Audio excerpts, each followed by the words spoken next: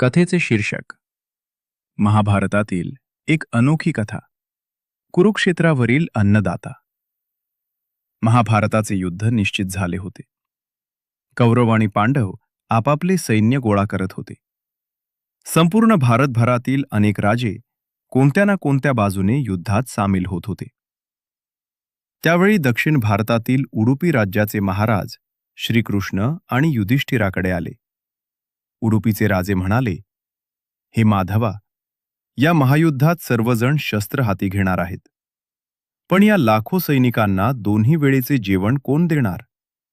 उपाशी पोटी तर युद्ध लढले जाऊ शकत नाही. श्रीकृष्ण हसले आणि म्हणाले, महाराज, तुमचा विचार अगदी योग्य आहे. मग तुम्हीच सांगा, काय करावे? उडुपीच्या राजाने हात जोडून विनंती केली, मला कोणत्याही बाजूने लढायची इच्छा नाही. पण दोन्ही बाजूंच्या लाखो सैनिकांच्या भोजनाची व्यवस्था करण्याची जबाबदारी मी घेतो. श्रीकृष्णांनी आणि युधिष्ठिराने आनंदाने याला संमती दिली. आता प्रश्न असा होता की कुरुक्षेत्रावर दररोज लाखो सैनिक लढणार होते. युद्धात रोज हजारो सैनिक मारले जाणार होते. मग रोज अन्न किती बनवायचे? हा आकडा कसा ठरवायचा? पण आश्चर्याची गोष्ट म्हणजे सलग 18 दिवस युद्ध चालले, तरीही उडुपीच्या राजाने बनवलेले अन्न कधीच कमी पडले नाही.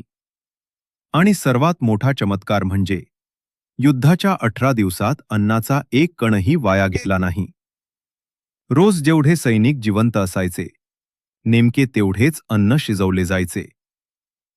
18 दिवसानंतर जेव्हा युद्ध संपले आणि पांडवांचा विजय झाला, तेव्हा युधिष्ठिराने उडुपीच्या राजाला बोलावले.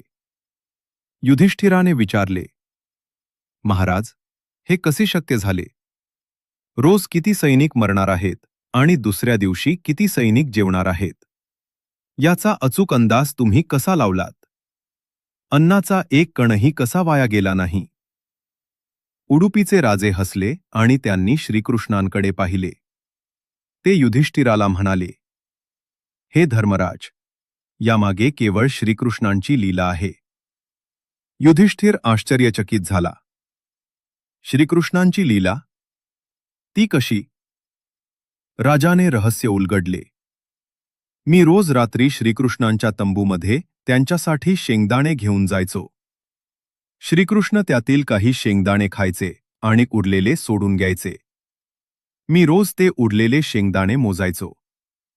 जर श्रीकृष्णांनी 50 शेंगदाणे खाल्ले असतील, तर मला समजून जायचे की दुसऱ्या दिवशी युद्धात 50,000 सैनिक मारले जाणार आहेत. आणि मग मी दुसऱ्या दिवशीच्या जेवणात बरोबर 50,000 सैनिकांचे अन्न कमी बनवायचो. या अचूक गणितामुळेच कुरुक्षेत्रावर कोणत्याही सैनिकाला उपाशी राहावे लागले नाही आणि अन्नाचा एक कणही कधी वाया गेला नाही. हे ऐकून युधिष्ठिराने श्रीकृष्णांसमोर हात जोडले आणि नतमस्तक झाला. जगाचा पालनहार प्रत्येक गोष्टीची काळजी कशी घेतो याचे हे एक उत्तम उदाहरण होते.